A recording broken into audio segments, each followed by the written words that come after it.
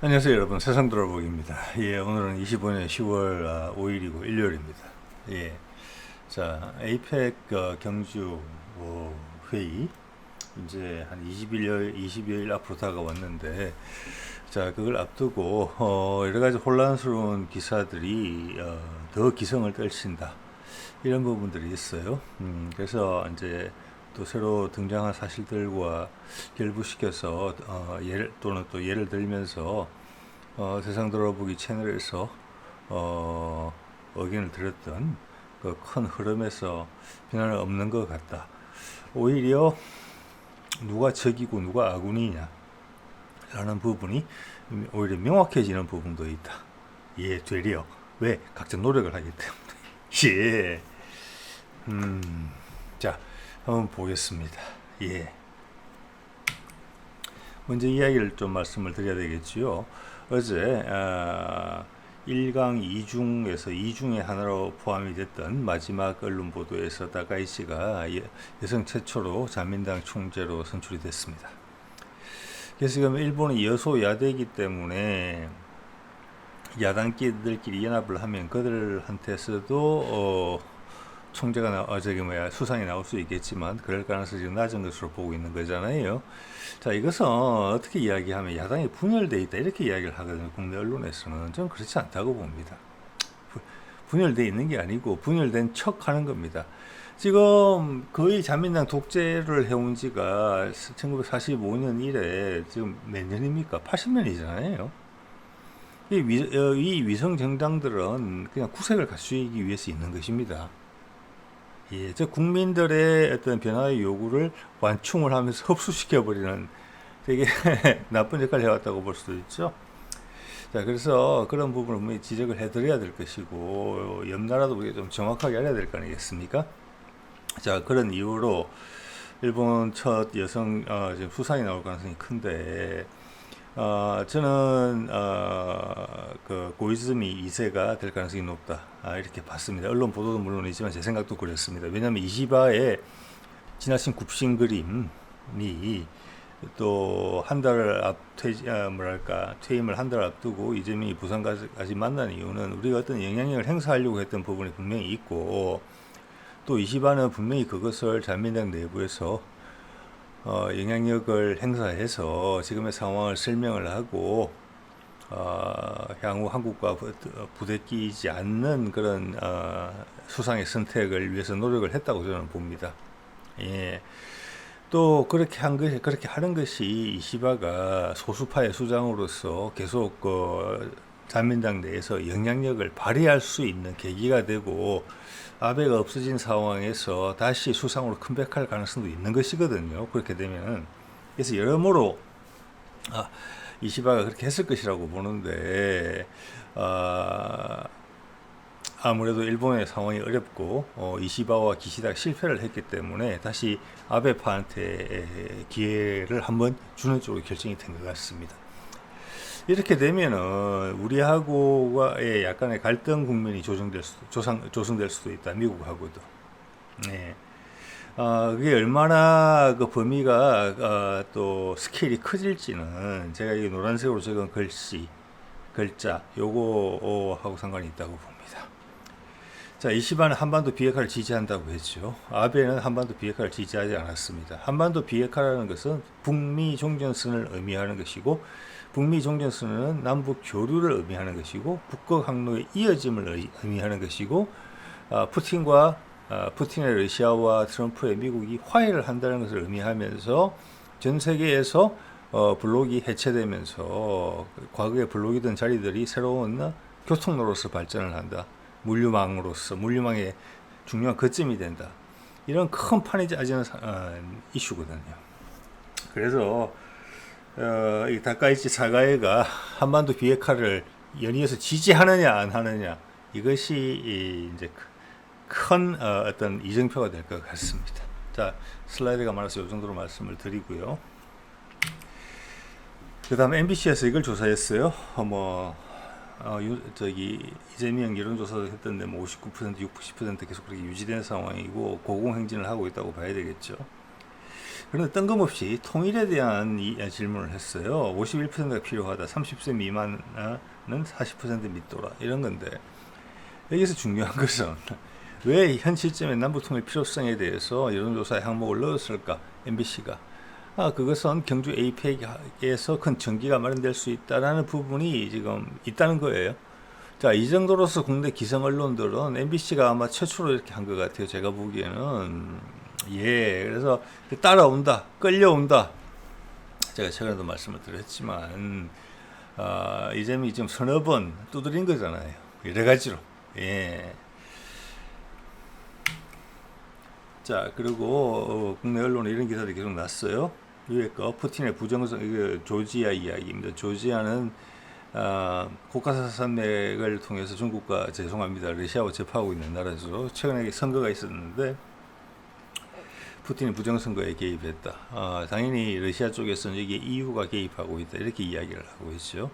자, 기본적으로는 러시아의 영향을 받고 있는 나라입니다. 예전에 몇 번 부대낀 적도 있었죠. 그래서 러시아 국기 불타고 민중 봉기 신호탄 이러면서 이것을 펌프질을 하려는 그런 부분이 좀 있어요. 그럼 저는 언론들한테 이렇게 묻고 싶은 거예요. 지난 예전에 우크라이나에서 오렌지 혁명이 발생하고 유로 마이단이 발생했을 때 지금 그것은 다 NGO를 활용한 비정부 기관을 활용한 미국의 작업이었다. 미국 딥스테이트의 군산복합체. 그래서 정부를 갈아치웠다. 그때랑 똑같은 거예요. 이걸 이렇게 비난할 거면 이건 실제 아직은 근거는 상당히 약해요. 제가 보기에는.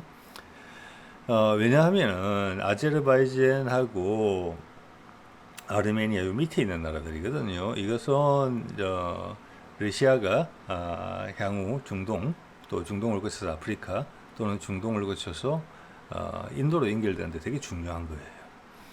우리 북극 항로에 트럼프가 관심 있는 이유는 거기 미국 자본을 태울 수 있기 때문에 그렇거든요.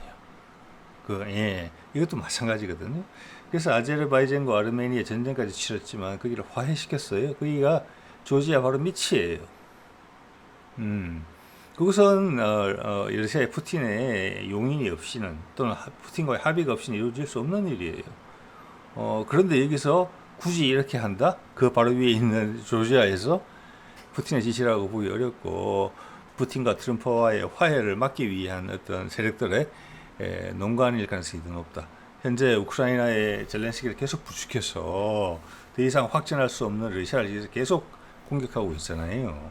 거기에 특히 이게 서울신문인 것 같은데 서울신문은 영국의 더 선처럼 상당히 과격한 그런 기사들을 계속 싣고 있어요. 사실관계가 안 맞는. 예. 자, 그러자 YTN에서도 오늘 나온 기사예요. 이거 옛날 이야기거든요. 이것은 몇 년 전의 이야기입니다.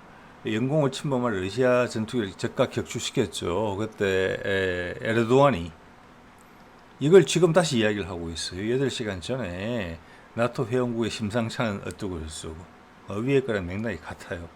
굳이 이 기억까지 소환해서 할 필요 없거든요. 그러면 문재인 때 동해에서 러시아 전투기인가 뭔가가 하여튼 러시아 공군기가 우리 영공을 잠깐 침입했던 적이 있어요. 그때 우리 F-15인지 F-16인지가 출동을 해서 그 러시아 공군기 앞으로 기관 포탄을 발사한 사례도 있어요. 그래서 러시아와 그 당시 문재인 정부가 관계가 틀어졌습니까? 전쟁 일부 직전까지 갔습니까? 아니잖아요. 네, 지금은 용을 쓴다 이런 느낌을 이제 강하게 받는다는 것이죠. 자, 이건 한 달 전쯤에 나왔었어요. 이미 한 달 정도 나왔을 겁니다. 멀어진 휴전, 이것은 우크라이나와의 이야기고, 저도 우크라이나와의 휴전은 지금은 일단은 건너뛴다고 봅니다. 뭐 늘 말씀드립니다만은 북미 종전선언, 그래서 APEC에 참석하는 것으로 되는 것이고, 거기에 일단 시진핑이 현재 오는 것으로 되어 있는 거죠. 김정은을 만날 가능성이 높은 것으로 보여지고, 이것은 한국이 가운데 조율하고 있다는 이야기밖에 안 되는 거예요. 북한을 포함해서. 그래서 이런 것을 침소봉대하고 있어요. 휴전 지지율 최저, 트럼프 내후 외환, 자, 트럼프 구속으로 모는 기사죠. 자, 이것은 전 세계적으로 어떤 기득권 세력들의 우리의 언론 체계도 지금 편입되어 있다. 아까 통일에 대한 여론조사를 한 MBC 같은 경우는 조금 이제 찬물 마시고 정신을 좀 차리고 있다. 예, 이렇게 저는 해석을 하고 있습니다. 여러분 나름대로 판단해 보십시오. 자, 이게 한 달 전쯤인데 한 달 전쯤에 지지율을 보면 지지율 좀 전에 최저라고 연합뉴스에서 이야기했어요. 여기 보면은 이게 9월 초에 조사한 자료거든요. 모닝 컨설터. 여기 보면 도널드 트럼프 44%예요. 이 정도예요. 계속 44, 45. 물론 실타가 더 많아요. 그리고 트럼프 당선 이래로 최저일 수도 있어요. 자, 지지율이 힘 빠질 때가 됐죠. 지금 이제 한 7, 8개월 지나가니까. 그렇지만 위험한 정도는 아니에요. 최저라고 하더라도 1, 2% 차이로 최저예요. 20 몇 프로 이런 거 아니잖아요. 자, 과거 바이든의 사례를 봤을 때 바이든의 지지율이 40% 이하로 떨어졌을 때 36%를 찍었을 때 그때 민주당 내부에서 바이든을 탄핵해야 된다는 이야기가 나왔어요. 만족할 만한 지지율은 아니지만 엄청나게 위험한 지지율은 아니다. 어떻게든 버텨내고 있다. 이렇게 보셔야 돼요. 자, 이걸 가지고 단지 순위가 제일 아래다. 그것도 1%? 이거는 오락가락할 수도 있는 그런 수치잖아요. 가지고 최저 지지율이다. 이렇게 말하는 것은 연합뉴스의 무슨 의도가 있다 이렇게밖에 볼 수 없는 것이죠. 예. 자, 그다음 이 제목이 뭐일까요? 베네수엘라의 석유 저주 구에서 파멸로 가는 나라. 여러분, 베네수엘라가 왜 이렇게 망가졌다고 생각하십니까? 예. 베네수엘라가 만약 핵무기를 갖고 있으면 이 정도 됐을까요? 아니에요. 자, 베네수엘라는 이번 대통령, 지난번 대통령 통해서 그전까지는 미국의 딸랑이 국가였다가 지금 이번 마두로하고 그전 대통령이 미국의 계기죠. 그래서 미국에 맡겨놨던 금도 다 찾아가고 이런 식으로 했기 때문에 미국의 직접적인 집중적인 견제를 받게 됩니다. 무역 제재. 그러니까 북한하고 똑같은 취급을 받은 거예요. 자, 그런 것을 단속을 한 10년, 20년 하게 되면 나라가 어떻게 망가지는지를 보여주는 거예요. 근데 전 세계 언론의 보도는 베네수엘라의 잘못으로, 독재 정권으로 이렇게 하잖아요. 이 세상에 독재 정권이 베네수엘라밖에 없습니까? 예. 자, 이런 것들이 이제 우리가 균형 감각을 잡는 데 필요한 정보들인데, 자, 석유의 저주, 부에서 파멸로 가는 나라. 자, 이것은 팔로를 다 틀어막았기 때문에 그런 거예요, 미국한테. 자, 지금의 미국의 이제 다문화 세상으로의 어떤 전의를 봤을 때, 베네수엘라 같은 경우는 북미 종전선을 간절히 바라는 나라라고도 볼 수 있습니다. 당연히 러시아 편에 있는 것이죠. 지금 미국이 무서워서 저렴한 가격에도 베네수엘라 기름을 안 사주는 거잖아요, 세상의 나라들이. 자, 그래서 이것이 베네수엘라의 잘못이냐? 아니죠. 각국은 각국의 목소리를 낼 수 있는 거잖아요. 의견이 다를 수 있는 거잖아요. 그죠? 자, 북한의 게임이 바로 여기 있는 것이고, 북한의 게임은 베네수엘라보다 훨씬 길고 오래됐고, 훨씬 더 오래됐고 깊이도 훨씬 깊습니다. 자, 거기서 드라마틱한 변화가 생기려고 한다는 거예요. 그것은 세계사적 변화라고 볼 수 있겠지요. 자, 오늘 타스 통신을 보니까 김정은이 이런 발언을 했는데, 이 발언을 보고 다 연막탄이구나. 진짜 이번에 경주 에이펙이 중요한 모양이다 이런 생각이 들었어요. 왜? 이 타스 통신 내용을 보면은 여기에 대해서 뭐 남한을 공격하겠다, 뭐 특수 무기를 개발했는데 목표가 있다, 새로운 목표를 설정했다, 그 목표에 대해서는 이야기하지 않겠다, 이런 내용들이 포함되어 있어요. 여기에 대응하는 국내 언론 보도들이 나왔을 거예요. 그럼 타스에서 보도된 중앙통신을 인용했는데, 그 중앙통신 내용을 들여다보면은 누가 보더라도 이 사실관계를 쭉 따라오신 사람들이 봤을 때는 이해하기 힘든 그런 거짓말들이 많이 포함이 되어 있어요. 즉, 이것은 김정은판 블러핑이다. 예, 맞아. 우리는 절대 북미 간에 그 협상이 없어. 남한은 말할 것도 없고, 우리 핵무기 계속 늘려갈 거야. 이런 분위기 계속 풍기는 겁니다. 드라마틱하게. 자, 이렇게 풍겨야만 되는 이유가 있는 거예요. 그것은 과거에 이전에 여러 번 설명을 했기 때문에. 이것이 전격적으로 발생할 수밖에 없는 이유에 대해서, 그리고 정치적인 해결책뿐만이 아니라 경제적인 어떤 매력이 동시에 부각이 돼야 되는 부분이 동시에 있다. 그래야지 이들이 장난치면서 연막탄을 쳐서 적시하지 못하게, 그것은 딥스테이트와 군산복합체도 마찬가지예요. 못 보게 하려는 그 세력은 전 세계에 가장 큰 돈을 가진 자본 세력이다. 그래, 이건 아니야. 김정은하고 미국하고 어떻게 화해한다는 건 말이 안 돼. 비핵화 이거 안 돼. 자, 이렇게 믿게 만들려는 분명히 노력이 필요하다, 노력을 하고 있다는 것이고, 얘들이 했네? 뭐야 이거? 그 자본이 그런 생각을 가졌을 때 갑자기 얘가 한다면서 이런 경제적인 카드가 같이 나오네. 자, 아까 한국 사람들 젊은 세대가 필요 없다, 통일. 제가 어제인가 그전가 말씀드렸죠. 이재명이 실용주의는 남북 교류 협력 통일에 대해서 국민들에 대하는 태도도 마찬가지다. 자, 우리가 한민족이지 않냐, 당군 이래로, 이런 거는 이재명도 그렇게 생각 안 한다. 그런 이유로 갖고만 국민 전체를 설득할 수 없다. 그런 데는 많은 적들이 있다, 달려들 수 있는.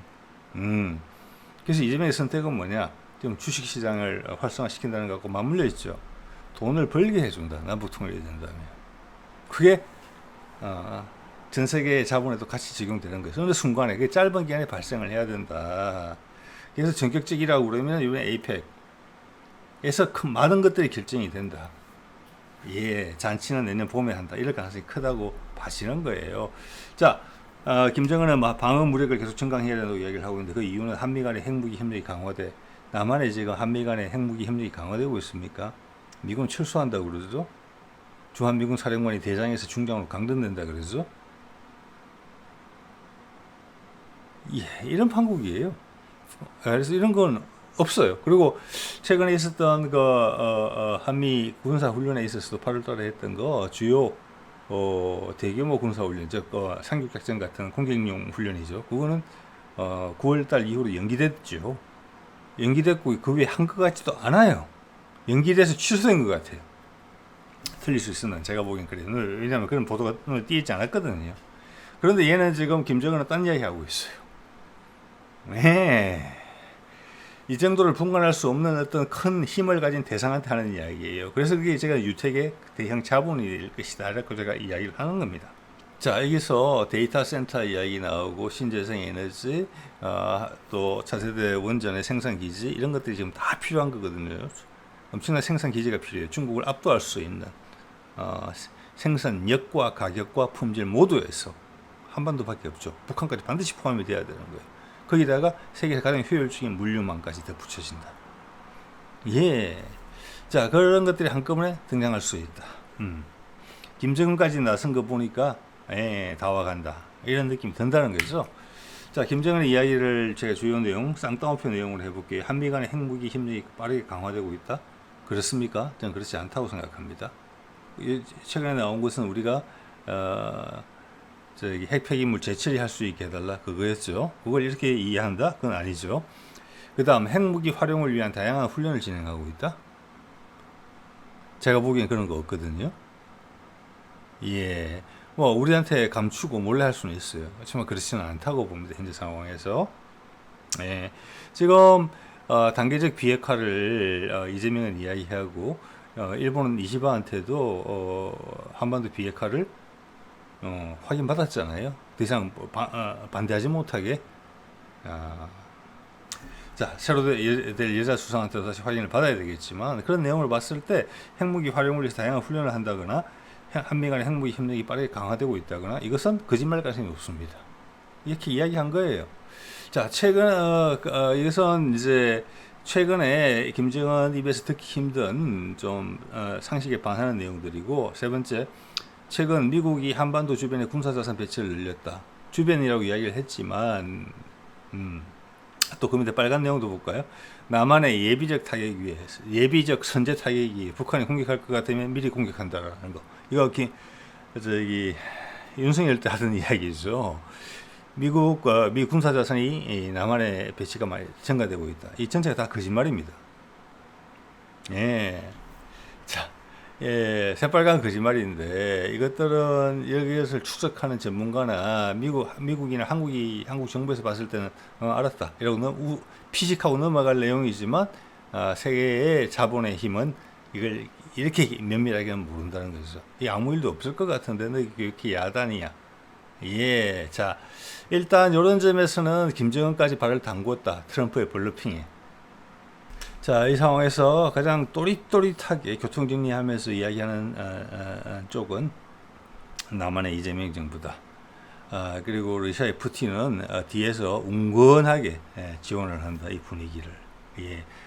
자, 그래서 김정은이 정말 미국하고 미국이 적기심을 가진다 그러면은 여기에 대한 이야기를 해줘야 될 거예요. 이 말도 셌었죠. 이것도 트럼프에 반대하는 세력들이 흘린 거라고 봅니다. 트럼프 일기 때 특수부대를 침투시켰다. 뭐 도청을 위해서라고 이야기를 했죠. 그리고 북한 민간인 선박을 만나서 몇 명을 살해하고 도주했다. 여기에 대해서 북한 반응 없습니다. 정말 트럼프랑 걸려면 이런 사실에 대해서 확인을 하면서 뭔가 조치를 취해야 되는 것이겠죠. 그런데 좀 전에 보신 것처럼 온통 거짓말만 했어요. 그래서 제가 연막탄일 가능성이 높다 이렇게 본다는 것입니다. 한편 우리는 한미 동맹 기반 위에 전자권을 회복하고 있다. 즉 미군이 떠나갈 가능성이 크다. 더 이상 우리는 미국의 국두각시가 아니다. 북한이 늘 비판해 오던 거잖아요. 이런 데 대한 논평은 없다고 봅니다. 예. 그리고 이 한마디만 한 건 아니죠. 핵연료 재처리가 필요하다. 그래서 잠재적 핵 능력은 일축한다. 우리 핵 무장은 안 하지만 핵 재처리 필요하다. 이것은 보기 드물게 굳이 해석을 한번 해보자면은 이재명판 블러핑이라고 볼 수도 있어요. 대부분이 보기에 이것은 핵 능력을 가진다고 해석될 수 있는 여지가 있는 거거든요. 예, 그래서 이것은 양수겸장이라고 봅니다. 언론에 보도를 한 게. 자, 세계 자본가 그룹이 봤을 때는 한국도 핵무장 하려고 하는군. 남북한 한반도 비핵화는 안 되겠군. 자, 이런 부분이 있고 우리는 차세대 원전을 미국과 같이 하기 위해서 AI 데이터 센터 같이 협력해서 하는 것처럼 오픈 AI처럼 예. 약간 예담입니다만 오픈 AI가 처음에는 그것을 비상용화하려고 아마 처음에 그렇게 공표를 하고 시작했었을 거예요. 자, 그러다가 상용화 쪽으로 돌아서면서 어떤 사람들 사이에 내부에 어떤 창업 멤버들끼리 갈라지고 이런 부분도 있는데 거기다가 그 미국의 위상을 중국이 흔들면서 딥시크로 흔들면서 미국이 상업화의 어떤 그러니까 미국 전체를 위한 상업화의 핵심적인 요소로서 AI를 밀게 되면서 전 세계에 갑자기 확 퍼뜨리는 거잖아요. 한국을 파트너로 삼아서. 그래서 그 과정에서 엄청나게 경제적 부가 정치적 흐름에 편성하면서 오픈 AI의 경제적 부는 엄청나질 것으로 지금 보입니다. 그 태반을 미국 정부가 돼서 밀어주고 우리 한국 정부가 밀어주고 전 세계가 밀어주는 상황이거든요. 중국보다 앞서가기 위해서. 예, 오픈 AI의 사주가 진짜 궁금합니다. 네. 자, 이것은 우리의 블러핑일 수도 있다. 이래 겸사겸사다. 예, 그런 말씀 드릴 수 있겠고요. 그리고 뭐 소개드린 거죠. 외국군 없으면 자주 국방이 불가능하다고 이재명이 쓴 글이죠. 굴종적 사고라고 강력히 비난했다. 이것은 지금 미국 쪽에서 힐끔힐끔 나오는 미군 감축, 전투병력 감축과 상관이 있는 부분이에요. 예. 자, 이것은 이제 북미 정전선언의 핵심 부분이고 이게 우리가 전시작전 통제권 받아오는 부분, 그건 당연히 서로 연동이 돼 있는 부분이에요. 이런데 아까 김정은의 언급들을 여기 비추어 봤을 때 아닌 것이죠. 그럼 김정은은 왜 저렇게 거짓말을 그냥 거품 물고 했느냐? 네, 거기에 대해서 말씀을 드렸습니다. 자, 이것도 한번 볼까요? 8월 초에 이런 이야기 나왔죠. 이런 뉴스는 그때부터 꾸준히 있어 왔습니다. 서방연합군 3만 명을 투입해서 한다. 26개 나라가 결단을 했다. 푸틴이 화들짝 놀랐다. 갔습니까? 안 갔습니까? 안 갔죠. 이때는 이미 7월에서 8월 넘어올 때 이때는 유럽의 국가들이 트럼프가 이란과 이스라엘을 화해시킨 다음에 나토 회의에 와서 이게 교통정리가 됐습니다. 그 이후에 군사적으로 러시아를 찝적이는 세력은 유럽에서는 없습니다. 그 다음 바로 경제 위기 왔죠. 그래서 지금 젤렌스키 혼자 남은 건데 젤렌스키를 지지하는 세력은 미국 내부에 있는 군산복합체나 그와 관련된 유럽 내부의 세력이라고 생각을 합니다. 그때부터 이런 이야기가 나왔었어요. 이런 연합군이 생겨가지고 평화유지원이 들어가서 푸틴을 밀어붙인다. 근데 푸틴이 절대 용납 못한다고 이야기했던 부분이거든요. 결과적으로 푸틴이 이긴 거잖아요. 저렇게 못하고 있잖아요. 그래서 젤렌스키는 혼자 버티는 거예요. 예. 자, 그런데 푸틴이 이걸 밀어붙일 수 없는 거잖아요. 젤렌스키를. 힘이 약해서 그런 게 아닌 거 여러분 다 아실 거예요. 그렇기 때문에 묘안을 낸 거잖아요. 이거는 뭐 트럼프가 어떻게 하라고 할 수도 없는 것이고, 그래서 북한으로 먼저 가자. 예, 그게 8월 달 중후반 그때 알래스카 미팅에서 된 것이고 푸틴은 거기 다녀와서 전파를 쫙 했습니다.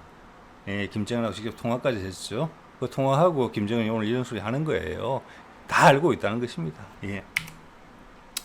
자, 그리고 아까 조지아 건으로 오늘 이야기를 시작을 했는데 제가 이렇게 다룬 바가 있습니다. 푸틴의 코 밑에 두 나라 화해시킨 트럼프. 예, 이렇게 표현을 했었죠. 자, 저희가 지금 문제가 있다는 조지아고 그 밑에 아르메니아, 아제르바이잔.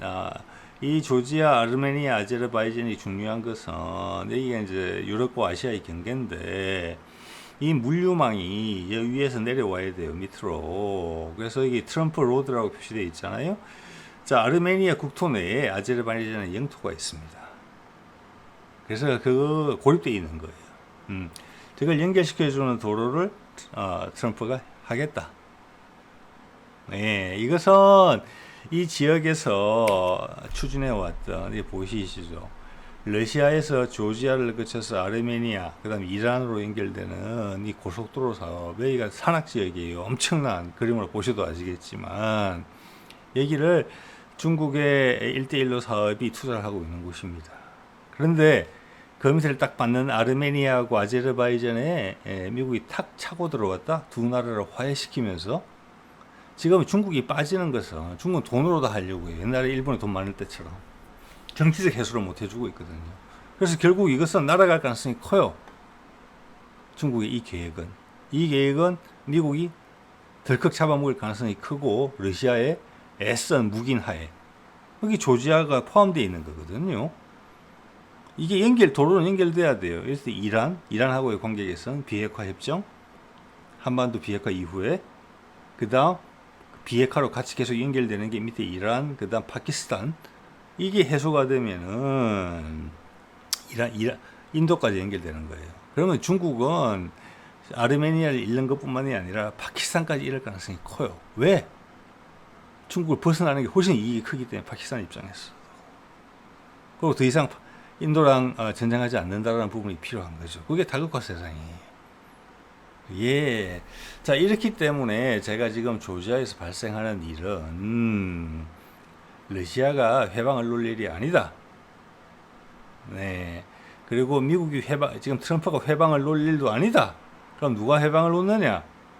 지금 젤렌스키가 혼자 용맹을 떨치고 있는 그것을 뒤에 지원하고 있는 세력이 있지 않겠습니까? 그 세력입니다. 예. 자, 오늘 타스의 대문 사진을 쭉 볼까요? 제일 큰 게 이런 게를 실어놨네요. 러시아의 현재 군대는 전 세계 누구보다 강하다. 미국 포함해서 그렇게 이야기를 한 것입니다. 자, 이것은 긴장을 고조시키는 발언이고 경계를 하는 발언이거든요. 어떻게 보면은 양수 겸장이에요. 혹시 그런 시도를 하는 세력들한테 나랑 진짜 무력으로 맞설 힘이 있어? 라는 부분일 수도 있고, 그게 저는 한 30%, 70%는 긴장을 고조시키는 발언이라고 봐요. 저 김정은의 발언하고 같이 실려 있거든요. 김정은의 발언이 요 밑에 실려 있었습니다. 네. 자, 이런 분위기라고 봐지고, 블러핑 이런 말씀을 자꾸 드리는데, 트럼프가 어떨 때 블러핑을 하고 어떤 게 진심인지를 잘 구별해야 돼요. 어느 정도 구별이 되거든요. 근데 언론 보도만 봐서는 구별이 안 돼요. 이거 한번 볼까요? 조선일보에서 금년 5월 달에 보도한 내용인데, 후티 반군을 방별한다고 했던 트럼프가 승리했다 그러면서 갑자기 휴전을 했다? 미국 해군이 위험했다는 겁니다. 여기서 이스라엘을 버린 거예요. 안 막아주겠다는 거잖아요. 이스라엘로 가는 배를 계속 공격하게 놔두겠다는 것밖에 안 되는 거거든요. 미국은 빠진다. 예. 자, 그래 놓고 이스라엘이 이란 공격할 때 미국도 참전해야 된다. 그래서 뭐 비행기 띄워서 폭격했죠. 거짓말로. 그렇고 이겼다. 휴전. 이렇게 해버렸잖아요. 그게 블러핑입니다. 예. 지금 한국과 소란 관계 만드는 거, 그리고 거기에 대응하기 위해서 계속 어떤 거를 뭐 약간 거구화로 가는 듯한 분위기를 풍기는 여러 가지 내부적인 일들을 하고 있어요. 미국 스스로를 혼란스럽게 만들고 있어요. 요새 포인트가 어디에 있는 건지 이거는 빨리 정리 안 되면 완전히 나락으로 떨어질 수 있는 상황이란 말이에요. 자, 그래서 경주 에이펙, 북한과의 관계 개선, 여기서 더불어서 어떤 경제적인 비전을 제시하고 실행력을 보여주는 거 준비돼 가고 있는 거잖아요. 미국 자본들이 블랙락이 우리랑 한반도가 아시아의 AI 중심지가 되겠다. 즉 세계의 AI 중심지가 되겠다. 왜? 이게 시장이 제일 커질 거니까. 거기다가 오픈 AI가 들어와서 두 군데 데이터 센터 짓겠다. SK하고 삼성에서 100조 원에 달하던 메모리 칩을 사가지고 가겠다. 향후 여러 해 동안. 그리고 빌 게이츠가 우리나라 와가지고 차세대 원전에 대한 협력 이야기하고 있죠. 그리고 일론 머스크도 삼성하고 계약을 했죠. TSMC 버리고 그들의 자율주행에 필요한 칩을 여기서 구하기로 했다. 다 모이고 있는 거예요. 다른 분야도 마찬가지예요. 미국의 선박 생산, 유지, 보수 한국에다 맡긴다? 그렇게 되는 겁니다. 예. 자, 그것은 진심이고 이건 블러핑이죠. 네. 자, 그리고 우리 아군이라고 봤을 때 러시아 관계를 한번 보게 돼요. 제가 호랑이 이야기를 이런 뭐 다 좋아하시잖아요. 저도 유심히 봤는데 여기 보면은 이제 호랑이가 1940 몇 년도에 지금 러시아의 이 시오테 알링 산맥에 호랑이의 거주지의 뭐랄까 북한계선이에요.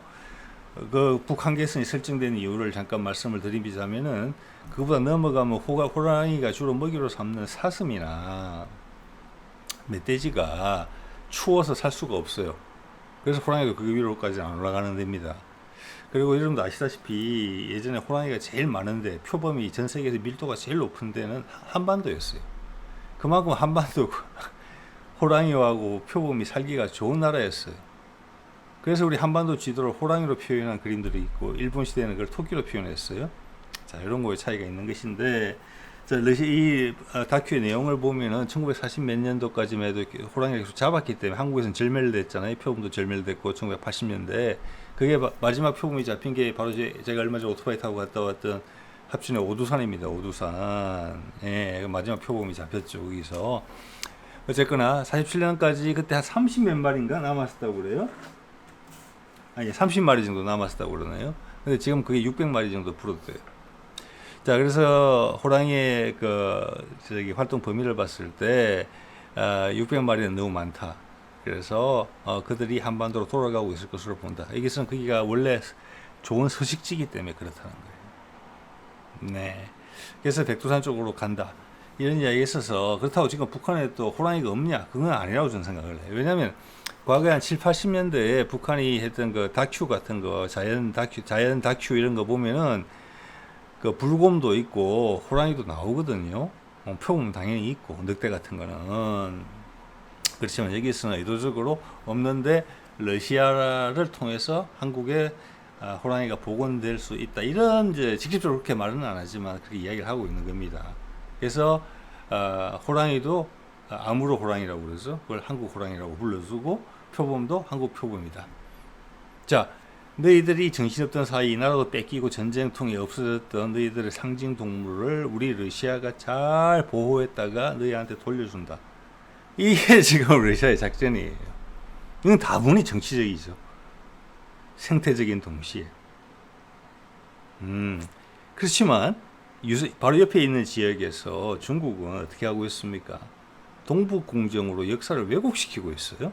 우리의 접근을 차단하고 있어요. 역사 유물에 대해서 우리 조상들의, 그리고 자기들의 역사라고 하고 있어요. 이게 두 나라 간에 극명하게 다른 것입니다. 어떻게 지금 정치적, 외교적 전 세계 구도가 어떻게 돼가고 있는지 그게 딱 보여주고 있어요. 적나라하게. 예. 요 타이밍에 넘어가야 된다. 요 타이밍에 러시아도 한반도하고 손을 잡아야 된다. 한반도가 소통이 되면서. 예. 자, 우리도 남쪽에서 보면 늑대의 복원도 지금 주저하는 것 같거든요. 왜? 사람 해칠 수 있으니까, 동물도 해칠 수 있고, 여우 정도까지는 아마 자연 복원 시도하는 것 같아요. 반달 가슴곰, 사람 크게 해치지 않잖아요. 그렇지만 표범이나 호랑이를 복원하기는 어려울 거예요. 늑대부터 시작해서 맹수니까. 그것은 북한에서 자연이 와야 돼요. 교류가 되면서. 그러면 있는 것을 잡아서 죽이지 못하는 거잖아요. 네. 그런 식으로 한반도에 복원이 될 거라고 봅니다. 그러면서 휴전선에 있는 철조망이 그치게 되면 자연스럽게 남으로 넘어온다. 이런 이야기를 하는 거거든요, 지금. 사실은. 자, 러시아는 현재는 완전한 친구다, 우리의. 예. 또 재밌는 게, 이 말씀 한번 드리고 싶어요. 이게 나오는데 이게 이제 아무르 불곰이거든요. 왼쪽에 있는 게 이 불곰은 아마 우리 한반도로 치자면 한반도 북부 정도는 서식지 같아요. 근데 한반도 남부에는 없어요. 예, 기본적으로 한반도에서 많이 볼 수 없는 아주 큰 곰입니다. 이게 저기 뭐야 그리즐리 베어 뭐 이런 거랑 비슷한 친구예요.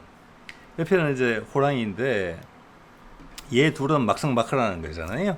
서로 잡아먹고 먹히는 관계예요. 자, 그렇게 봤을 때 여러분 여기서 단군 신화 이야기를 해보고 싶은 거예요. 단군 신화를 생태적으로 한번 분석해 봅시다. 단군 신화는 실제 역사죠. 근데 그거 보면은 웅녀가 나오고 그 호랑이를 숭배하는 부족도 나와요. 호랑이하고 곰이니까. 이 호랑이 곰이잖아요. 즉 어떤 큰 두 부족이 있었다. 그 두 부족이 호랑이와 곰을 각각 토템으로 했는지는 모르겠지만 이 둘이 막상 막하라고 봤을 때 우리는 곰실, 곰마을 그리고 저기 삼국시대 때 도시 이름을 수도 이름을 다 곰아라고 불렀죠. 곰이라고. 그게 금의 지금 기원이 되기도 했잖아요. 골드. 근데 호랑이는 그 정도는 아니에요. 산군, 산신 정도로 머물러 있거든요. 둘이 막상 막하임에도 불구하고 생태적으로 우리는 곰을 훨씬 더 우대해요. 그리고 우리 남쪽에 있는 반달가슴곰은 호랑이하고 삐까삐까가 아니에요. 그래서 우리가 단군 신화에 나오는 그 곰은 아무러 불곰이다 이렇게 봐야 되고, 확실히 단군이 초기에 나라를 건국한 곳은 저런 불곰들이 있는 지역이다. 불곰과 곰과 호랑이가 막상막하였던 지역이다. 만주 지역이다. 그렇게 보셔야 되는 거죠. 한반도 북부나 한반도 아주 북단 끝이나 백두산 정도 가야지 이런 곰이 있을 거예요 아마. 자, 그래서 역사적으로 생태적으로 역사적인 사실이 생태적으로 증명이 될 수 있다는 것입니다. 그죠? 그런데 곰이 승리했지요. 그게 주류가 됐다는 거예요. 그러면은 단군과 환웅은 누굽니까? 당시 고급 문명을 가져서 남한 계층 어디선가 왔다는 거죠. 거기랑 현지에 있던 세력하고 손을 잡았는데 그 현지 세력이 누구냐? 곰을 숭상하는 세력이다. 우리 말 속에도 곰은 그래서 각국의 수도 이름으로 다 남아있다. 그죠? 자, 고구려의 부여에서 한 갈래가 중국을 발해만을 통해서 한반도로 들어온 게 백제 세력이에요. 그 백제 세력이 넓혀가는 그런 역사적 증거는 많이 나와요. 토착 세력들하고 부대껴 가면서 김수로 왕릉도 그렇죠. 해양 통로로 넘어온 세력이에요. 가야 세력도 신라도 마찬가지예요. 자, 그러면 고조선도 마찬가지예요. 그게 환인, 환웅, 단군으로 나타나는 것이고, 토착 민족은 곰이나 호랑이에요. 그 중에서 곰이 그 끈을 잡았다. 그 끈을 중심으로 쭉 고조선이 힘이 있을 때는 막 모여 있다가 힘이 떨어졌을 때는 떨어져 나갔다.